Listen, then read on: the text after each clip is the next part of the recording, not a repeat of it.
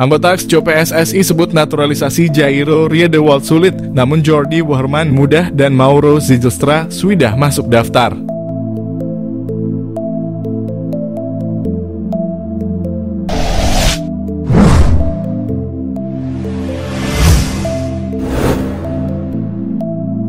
Arya Sinulinga, anggota Exco PSSI, memberikan tanggapan terkait rumor naturalisasi 3 pemain keturunan, Jairo Riedewald, Jordi Wehrman, dan Mauro Zijlstra.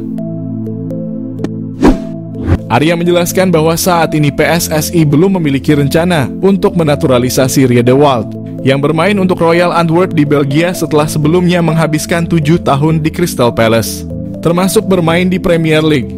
Selain itu, Arya juga mengungkapkan bahwa PSSI tidak sedang memproses naturalisasi Jordi Wehrman. Wehrman adalah gelandang dari Madura United yang berasal dari Belanda dan sebelumnya sempat menyatakan keinginannya untuk membela timnas Indonesia. Namun, Arya menegaskan bahwa proses tersebut belum berjalan. Arya memberikan informasi terbaru mengenai proses naturalisasi Mauro Zijlstra. Pemain depan dari FC Volendam U21 di Belanda ini telah terdaftar dalam proses tersebut. Akan tetapi dokumen-dokumen yang diperlukan masih dalam tahap pemeriksaan lebih lanjut oleh pihak yang berwenang. Saat ini PSSI sedang memproses naturalisasi untuk pemain keturunan asal Belanda lainnya yang akan bergabung dengan timnas Indonesia. Pemain tersebut adalah Ole Rommenje. Proses ini merupakan bagian dari upaya PSSI untuk memperkuat tim nasional dengan pemain berbakat dari luar negeri yang memiliki ikatan dengan Indonesia. Jairo Riedewald, pemain terlupakan Crystal Palace bela timnas Indonesia.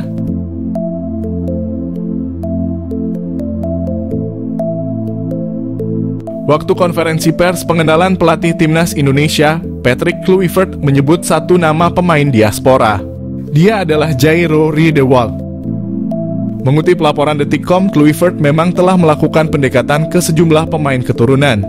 Dan khusus Jairo, Kluivert sedang melakukan komunikasi.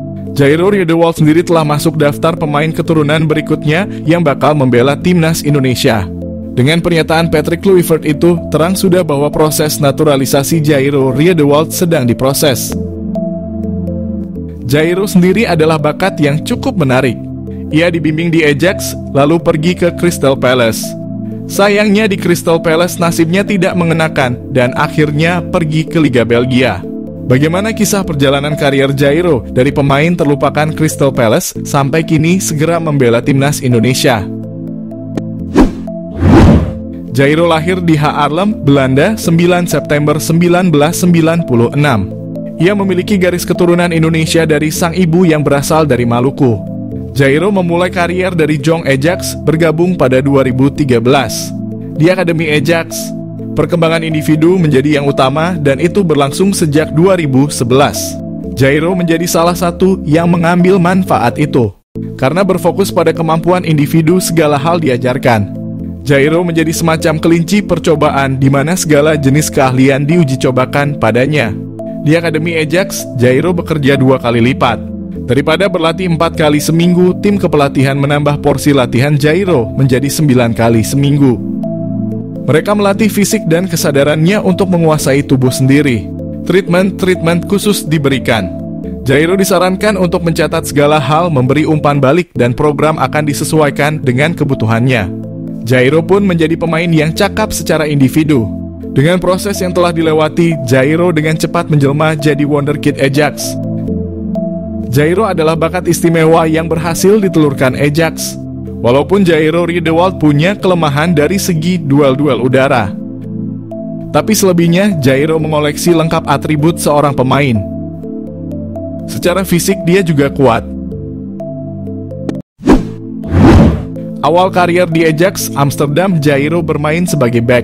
Ia menempati posisi back tengah kiri. Dari segi gaya bermain, Jairo yang memiliki ketenangan mampu mengalirkan bola dengan baik. Kontrak Jairo masih tersisa setahun di Ajax, namun ia memilih hengkang ke Crystal Palace. Satu-satunya alasan kenapa dia meninggalkan klub yang mendidiknya selama ini. Meskipun ia juga tidak menampik kalau Liga Inggris adalah liga yang paling hebat dan indah. Di Crystal Palace dilatih Roy Hodgson.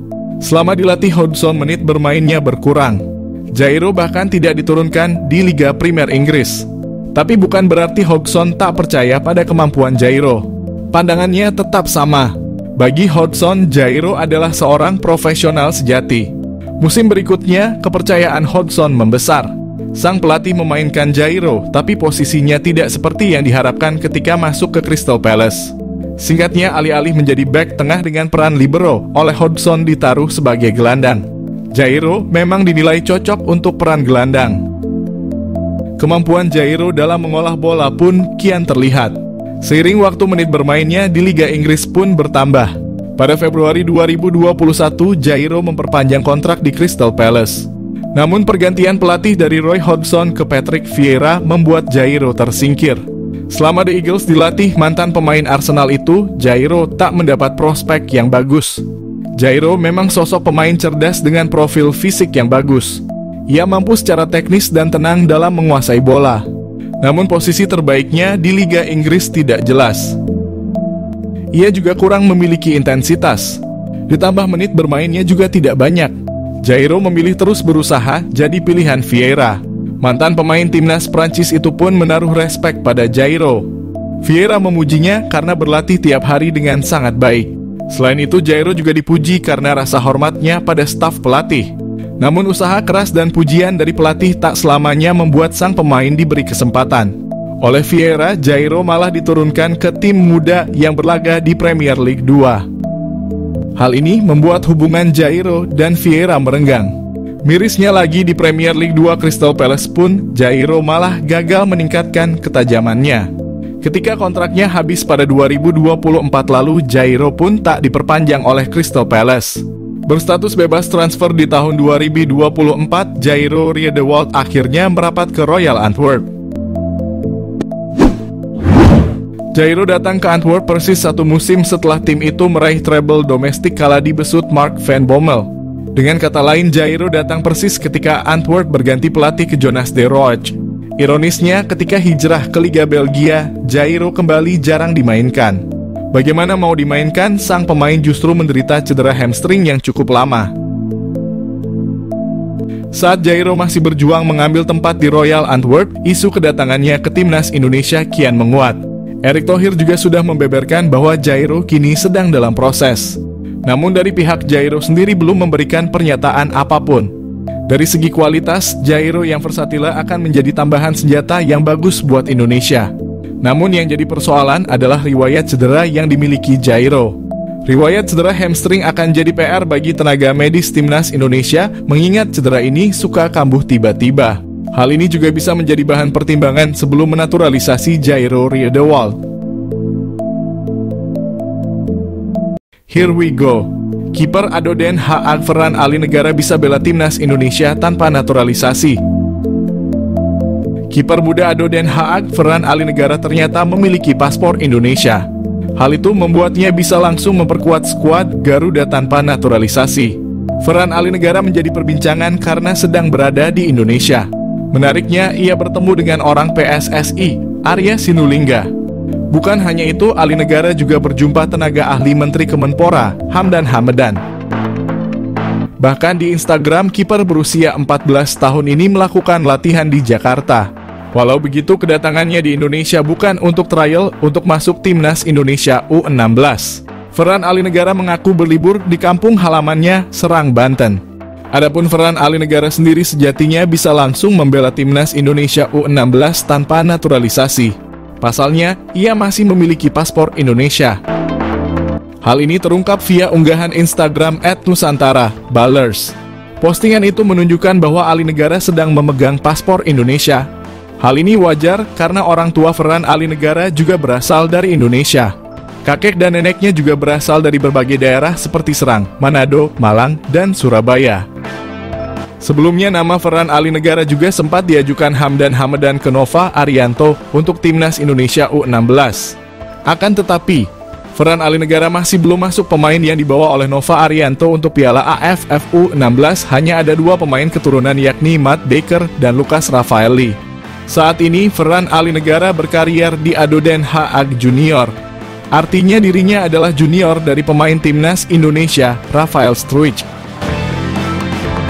kiper utama Timnas Indonesia. Kiper utama Timnas Indonesia ronde 3 kualifikasi Piala Dunia. Pelatih Timnas Indonesia ingin menjadikan Emil Audero kiper utama Timnas Indonesia. Indonesia lagi mencari pemain grade A. Salah satunya posisi kiper. Ronde 3 kualifikasi Piala Dunia tidak main-main. Lawan Indonesia sangat menantang. Emil Audero adalah kiper Sampdoria yang dipinjamkan kepada Inter Milan klub Liga Italia. Emil Audero lahir di Mataram, Indonesia dan besar di Italia. Bagot kembali bela Timnas. Erick Thohir butuh pemain serius hadapi kualifikasi Piala Dunia. Bek andalan Timnas Indonesia Elkan Bagot menyampaikan permintaan maafnya. Elkan Bagot tidak kecewa namanya tidak masuk dalam daftar skuad Timnas Indonesia pada kualifikasi Piala Dunia. Elkan Bagot membuka peluang siap membela Timnas Indonesia kalau kembali mendapatkan panggilan dari pelatih Timnas Indonesia. Ada jeda istirahat pertandingan kualifikasi Piala Dunia. Ketua PSSI Erick Thohir mengingatkan kepada pemain untuk serius menghadapi ronde 3 kualifikasi Piala Dunia. Harus kembali berikan kesempatan kepada Elkan Bagot di round 3 kualifikasi Piala Dunia. Semenjak dikabarkan tak memberikan respon kala dihubungi oleh Timnas Indonesia jelang laga playoff Olimpiade Paris pada bulan Mei lalu. Nama seorang Elkan Bagot seolah tertepikan dari skuad merah putih. Pelatih Timnas Indonesia, Shin Tae-yong bahkan mulai tak lagi memprioritaskan keberadaan pemain Ipswich Town tersebut dan tak memasukkan namanya dari skuad Garuda untuk menjalani 2 laga sisa babak kualifikasi Piala Dunia zona Asia putaran kedua lalu. Namun jika melihat situasi saat ini, sejatinya masih ada setidaknya 2 alasan yang membuat tim harus kembali memikirkan untuk memanggil lagi center back berusia 22 tahun tersebut. Mengapa seorang Elkan Bagot harus kembali dipikirkan untuk masuk lagi ke Timnas Indonesia adalah karena salah satu palang pintu utama Timnas Garuda saat ini, Jordi Amat, tengah mengalami fase penurunan performa yang cukup signifikan.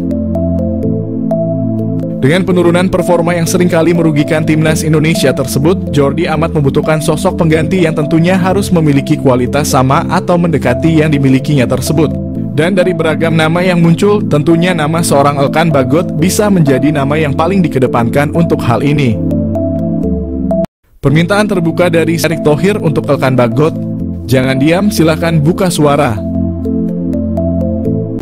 Dan Erick Thohir sudah meminta Elkan Bagot untuk memberi respons terkait masalah tidak dipanggil di Timnas Indonesia. Absennya Elkan Bagot dalam pemanggilan Timnas Indonesia, Erick Thohir meminta sang pemain untuk buka suara. Selama ini memang hanya dari Erick Thohir yang baru buka suara karena mendapat pertanyaan dari wartawan Indonesia. Namun Elkan Bagot belum memberikan satu pernyataan pun mengenai masalah apa yang menimpanya sehingga tidak dipanggil lagi oleh Timnas Indonesia. Apalagi dalam beberapa kesempatan Elkan justru membatasi akses media sosialnya. Dan Erick Thohir yang meminta Elkan Bagot membuka diri dan mengesampingkan ego untuk menyelesaikan masalah. Pria nomor 1 di PSSI ini bahkan menyarankan agar Elkan bisa mencari kecocokan dengan visi serta misi. Didatangi PSSI, pemain keturunan ngebet dinaturalisasi Timnas Indonesia. Keterbukaan pemain keturunan untuk memulai proses naturalisasi banyak berdatangan bagi Timnas Indonesia. Ini terdapat penambahan lagi pemain kelahiran Belanda yang